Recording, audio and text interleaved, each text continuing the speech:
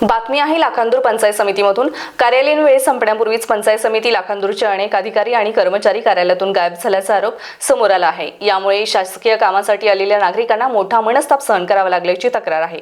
प्रत्यक्ष पाहणी दरम्यान पंचायत समितीतील अनेक विभागांचे कक्ष रिकामे दिसून आले।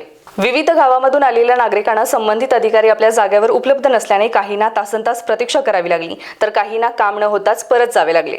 यामुळे दाखले, ग्रामपंचायतीचे प्रस्ताव, विकास कामे, मनरेगा, सामाजिक सुरक्षा योजना आणि इतर प्रशासकीय कामावर परिणाम झाल्याचा दावा नागरिकांनी केला।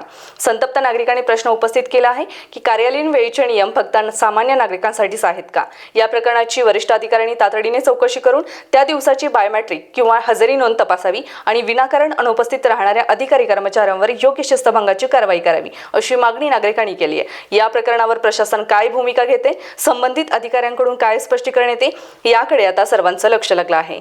मच्छिंद्र मावळे, स्टार महाराष्ट्र न्यूज, लाखांदूर। नवनवीन घडामोडी पाहण्यासाठी स्टार महाराष्ट्र न्यूजला सबस्क्राईब करा आणि ताज्या बातम्यांचे अपडेट मिळवण्यासाठी बेल आयकॉनला प्रेस करा आणि परिपूर्ण बातमीबरोबर रहा, इतरांपेक्षा एक पाऊल पुढे।